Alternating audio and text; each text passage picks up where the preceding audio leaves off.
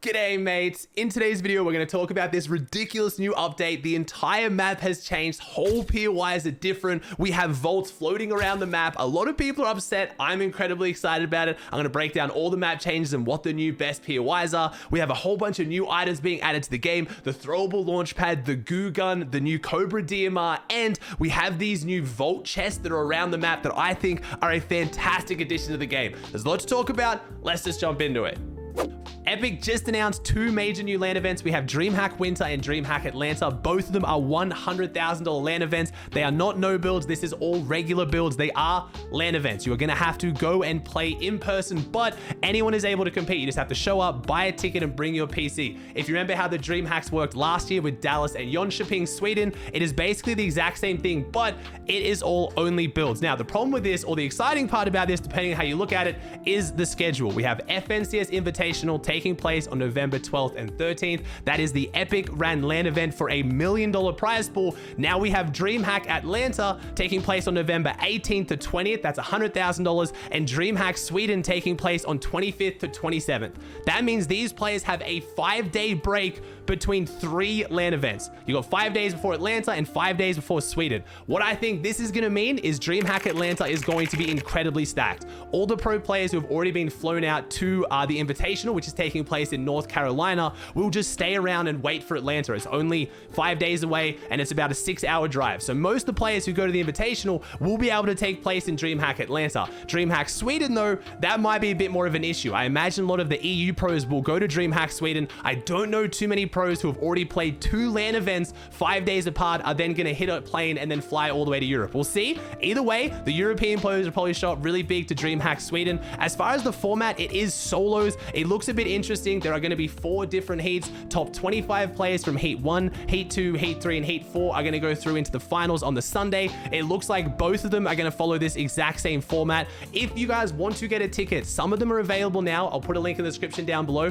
for the websites. It doesn't look like all the tickets are available though. They're going to put more online soon, but the issue is going to be PCs. If you're going to the Invitational, you're already going to have your PC provided by Epic, but if you're going to Dreamhack, you're going to have to bring your own PC. So we'll see how the pros manage with that one.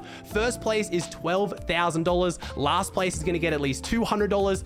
With that last place prize pool, a lot of people probably aren't going to travel for it unless they can see themselves making money or they're going to enjoy the experience. From someone who's been to both the Dreamhacks, I would see it for a lot of players as an opportunity to get some LAN experience, have some fun, maybe make some money. But if you're truly going only to make money, I don't know if this prize pool is going to be big enough to generate it, but that means we now have 3 LAN events in November. By the end of November, we are going to 100% crown the best players in Fortnite. Let's kick off talking about the map changes, because these are some of, if not the biggest map changes we have ever seen mid-season. Like, this is getting towards Stark level map changes, and I'm not exaggerating. Wait till I break down and show you how different the map is. Now, I know the sun coming in here is a little bit weird. I'm recording this like first thing in the morning, so I really wanted to get this video out for you guys. So just ignore that, we'll make it work. So Shifty has completely changed. It is now called Brim Gables, and is basically like a house with a whole bunch of fields. Doesn't sound that crazy. Anyone dropping Shifty would probably complain until you look up in the sky and you realize the blimp from Rave Cave has actually flown all the way over to where Shifty now is. So you now get the blimp. And I know you're probably thinking, if you haven't dropped there, oh, the blimp, that's a few extra chests, but they lost. No, that is the vault. The 2-key vault that goes along with the blimp in Rave Cave is now at Shifty. That is a massive, massive buff to the loot. It's a massive buff to rotation, and really is going to make this area more interesting for competitive. I'm imagining teams are going to try to get the blimp and Shifty. Might be a little bit tough. Maybe they only get the blimp or Shifty, but it is going to change up the drops a lot. And I kind of like this because Rave Cave felt a little bit too ridiculous. There was already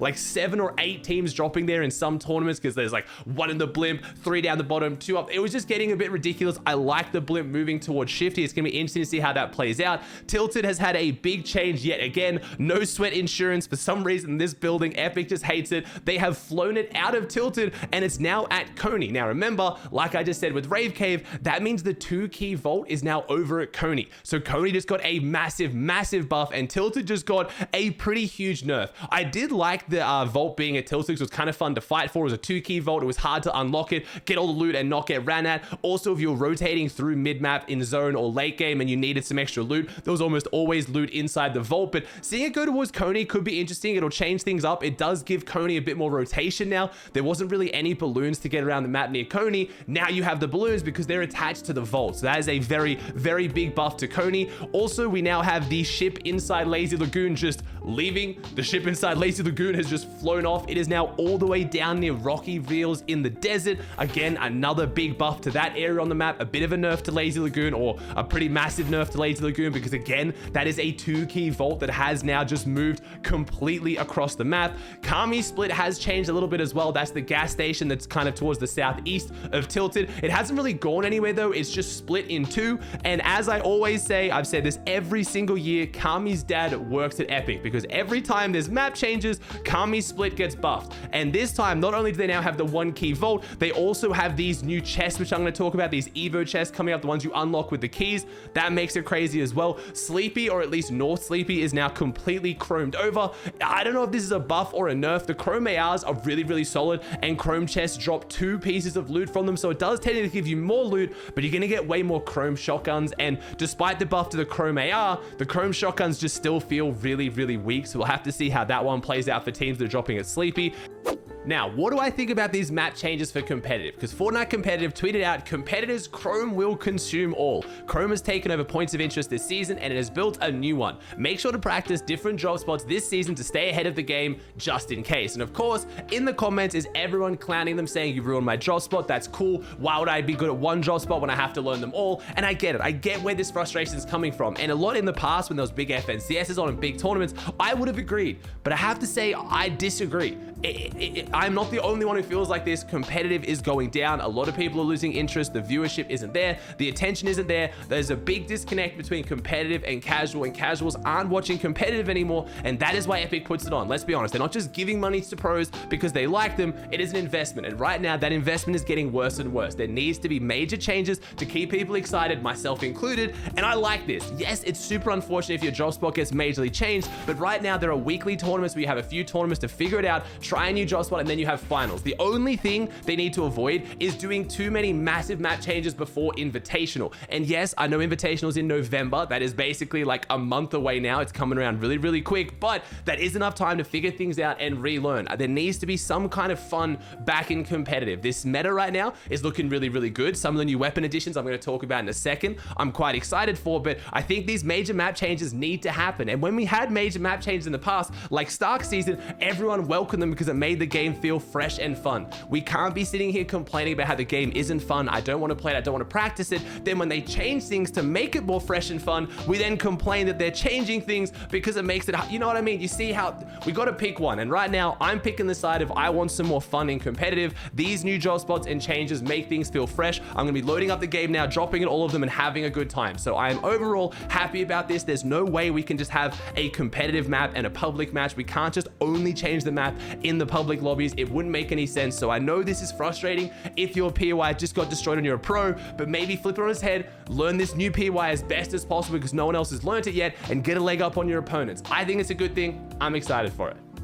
Let's talk about these new items because some of these are ridiculous. We have the Cobra DMR, we have the new throwable launch pad, the goo gun, and the grapple glove, as well as these new key chests that you unlock around the map. So first off, not all of these are in competitive, and a couple of them haven't been turned on yet in the game. So the goo gun and the throwable launch pad have been added as courtesy of Hypex and other leakers, but they aren't in the loot pool just yet. So they're in the game, they're in the game files. We haven't got our hands on them just yet, but it means they're almost definitely coming to the game soon. The throwable launch pad I talked about in a previous video. I'm incredibly excited. I think this is so you can have launch pads in no builds, which would be amazing for no builds, but I would love to see these go into competitive. Launch pads and bounce pads should be in every competitive meta. I've argued this for the longest time. They're the most balanced form of ability. They're great for the game. I hope they get added soon. The goo gun, don't fully understand how this one works just yet. We've seen clips of it in the trailer where you kind of like shoot lines of it and it like explodes. I don't think it'll go in competitive if it gets added to the game. Maybe it will, but it's not just in yet. The Cobra DMR is in the game and it has has replaced the DMR and it is in competitive. So it works like the DMR. It's a bullet travel time like a sniper rifle. It's not hit scan. It does less damage, but it shoots faster. It's a little bit more of a mix between like a DMR and an assault rifle.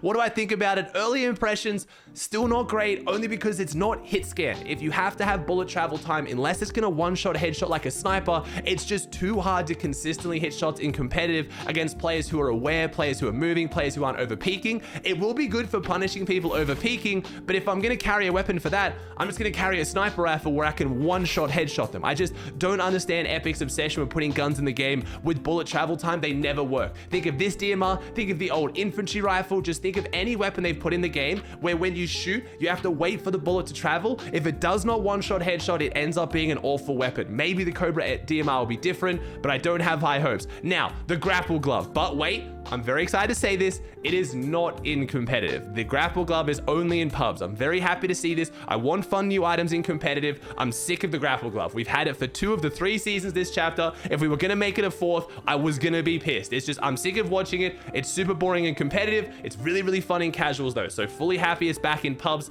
Happy that Epic saw it and did not put it in competitive. Now, the big one, these new chests you open with keys. I talked about this in a video a few weeks ago, saying I think they'd be one of the best additions to the game, and here they are. Basically, they're scattered around the map. When you have keys and you check your map, you can see them, but they work differently to the vault because you know exactly what you're gonna get. You walk up to them, there's a line of chests, and they have different items, and they have epic, legendaries. You can buy chili chug splashes, you can buy splashes, and you get to pick which one you want. It looks like all of them only require 1 key, except for the chest that give you chili chug splashes requiring 2, which makes sense because chili chug splashes are incredibly strong, especially when combined with the new sprint mechanic. We haven't had peppers or chili chug splashes in competitive since we had the new sprint mechanic added. So now you go double the speed. It is ridiculous for rotates. I'm really, really excited to see how it plays out. And I love this change for the game. No longer do you just get keys and then do nothing with them. And if you have a vault at your drop, you get a massive boost. Now, if you can find these chests around the map, you also get to use your keys and get guaranteed insane loot. I think Epic is doing a fantastic job with the new items so far.